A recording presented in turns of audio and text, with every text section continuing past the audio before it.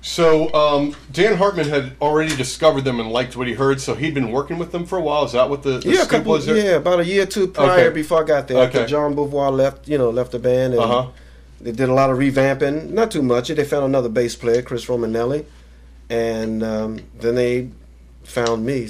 We found each other. I'll put it that way. And so they were on Stiff initially in America, and was that their first Capitol release? Again, I don't have all my facts. No, from Stiff, because we got it was like 2 years later when we did that Coup d'etat. That was like a year later after I was with that band. Yeah, it was like a year later, and we got this the deal with Capitol Records.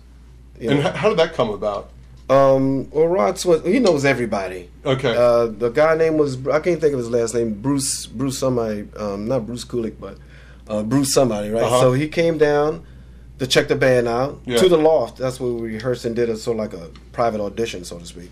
He liked the band, took it back to Capitol Records. We were signed, and I guess the record. I think the Plasmatics were a bit ahead of their time, actually, man, because people wasn't really grabbing on to what was going on. Now, man, if you go to Germany right now, you see that thing plastered all over the place. Blew me away. I just got back from Germany, man. And I'm still signing the albums and everything, so it's a great big following there, man. What kind of what size gigs were you guys playing when you were in the band? And where were some big places for Plasmatics? Well, in 80 to 83, we went on tour with Kiss. And so we did arenas, man. All throughout Texas and stuff. So we were on that tour, the Creatures of the Night tour. Gotcha. So we did that for about 3 months. Then they picked up on somebody else, and we went on about our way to record another album. After that, it was like Commander Chaos. But after the tour, we did Wendy O'Wham album. That's when she went solo. Gotcha. And I remained on board. Okay, and so you played with her under her own name for a little while. That was the reason she did the album under a solo name, just because to get out of label wranglings? Exactly. The music was changing, man. It was changing fast and all the time, right? And the Plasmatics sort of had kind of a thing to it. So she wanted to sort of part from that for a while and just do her own thing, And it seemed like her stuff was with better musicians and stuff like that. It seemed like she just kept picking the pace up. Yeah, absolutely. That's the way she was, man. It seems like it kept getting spicier, basically. Because she had some bona fide musicians with her at the time. Greg Smith, he's out there. He played with a lot of cats out there. He played with Deep Purple as well. Alice Cooper, and a lot of cats, man. He's out there playing with. Can't think of his name. What's the guy with the foxtail and stuff? He likes to shoot rabbits and shit. Nugent. Yeah, so he's out there. Right. With the Nugent. Gotcha. So when you joined the Plasmatics, did you know what you were in for? It's funny you should mention that, man, because it's like a week before I went to New York. I saw him on Tom Snyder's show. Okay. And I was looking like, damn, where's the beat? I mean, jeez, man, if I was in that band, man, I could make that. I swear to God, man. I said, man, if I was in that band, man, that band would be hot, man. And who would have known? You know what I mean? And they say, it's now history. Now, Plasmatics were on Tom Snyder's show a couple of times. Yeah, for times. Ratings Week, I guess. He had to get the band back on. Were you? Oh yeah, they love Wendy, man. Okay. No, not at that time. No, man. okay. Then they did a Joan Rivers thing, but we had a little disagreement at the time, because things weren't, quite as well as it should have been, because, I don't know, they was falling into some other thing, some rap thing, and I just couldn't relate to that, so. What did you think of the whole punk thing? I mean, did that... I never was into punk, to be honest with you, man. This punk thing, it went over my head. I'm not punk, you know what I mean? Yeah. As a matter of fact, that was my style of music, my style of playing. Nothing for Nothing was the one that changed that whole Plasmatic sound, man. That thing became heavy, do the math.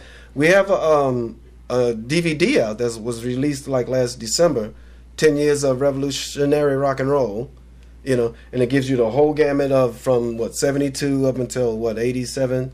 And is this Wes who's pretty much running the Plasmatics site and stuff now and selling the merchandise? Yes, he's doing the whole thing, yeah.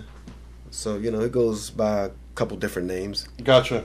Mm-hmm. So eventually you stopped working with Wendy and you gravitated back to DC at some point. What did you do between leaving Wendy's, camp and coming back to the D.C. area. Yeah, man. When Plasmatics broke up, wasn't nothing happening at the time in New York. It seemed like everything was just going through a change. And so I decided to go back to D.C. and get my funk together again and stuff, And so, that's when I came back down to D.C. And what did I do after that? I played with just a few groups. I kept my contacts in New York, right? And from Greg Smith, he knew T.M. Stevens. Gotcha. And the people from T.M. Stevens' camp, knew him. And Greg told him that I know this drummer for you. His name is T.C., man. Right. And so T.M. gave me a call. I went up to New York. We hit and funked a little bit, and I did his first CD. It's called Boom, And I've also, did a couple tracks, written a couple tracks on that CD as well. Because you guys definitely lock in, like the video from Italy last year. I mean, that's like... Oh, yeah, and the image, the whole nine. I mean, you just don't see that anymore. You know what I mean? So, no, definitely not. No, that's totally done, set, absolutely, solid. Man. Before we move on too much further, so at one point Gene Simmons stepped in to produce you guys also, right? Is that... Yeah, and he played bass on some recordings with you guys. He played bass on the whole Wendy O album. He did, okay. Yeah, and the rest of we called the boys, Paul Stanley and Ace Frehley. All of them wanted to put their fingers in that, man. Because they was digging what was going on at the time. So we really blew Gene away when we did a tour with him.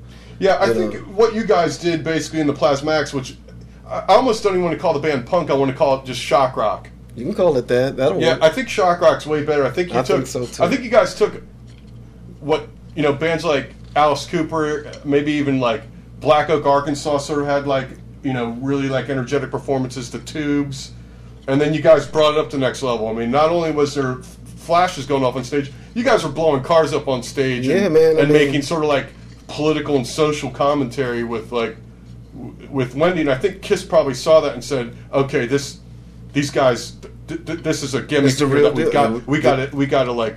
It wasn't even a gimmick. I mean, sometimes, man, I was frightened to death and stuff. When it's kind of loose on that little hammer sometimes, But it was your gig, is what I really mean. Yeah.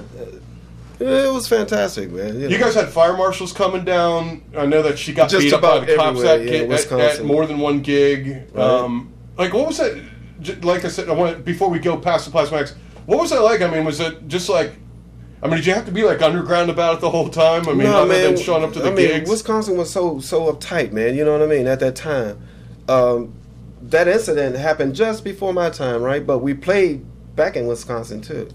And we got our little briefings, because sometimes I count our song off. I took it from Richie Stott's 1 2 1 2 fuck you, and then that's when you might get rushed. Right. But I say hell with it. I'm gonna take a chance and shit. So I did it. See, I don't think... Nothing happened. Okay, it's cool. We're not getting our ass kicked tonight. All right. I mean, I remember being a kid and friends would play me some Plasmatics. Really, there was two bands I heard first when I heard what was being called the real punk, which it is Plasmatics and Dead Kennedys, and I really didn't latch onto either at the time. I mean, right, I was young and I was into Queen, but I like Devo, but it was the Plasmatics is well, these are blowing stuff up, so I liked that as a kid. That appealed to me. I was like, okay, I get it. They're blowing. I think the band had been on Fridays also. Oh yeah. The band hit me musically later. Now I can say I like Dead Kennedys and I like Plasmatics. Right, retro when you look back. And I just don't think America. I think it was about 3 years too early for America. Actually, that's what I was saying. I think it was a little ahead of our time, man. Yeah, I think it was just 3 years too early. Right, and then you look at these groups now, Guar and people Slipknot. Come on, man. This is definitely one of the ingredients. Where comes from, man. When they laid out this whole thing, man. That's why sometimes kind of disturbs me when they have on a VH1 or MTV shock groups, right. And you see Iggy Pop and all these cats and all these Sex Pistols and everybody, but I never see Wendy, man, and I thought she spearheaded that whole thing. That's just my opinion, man. Right.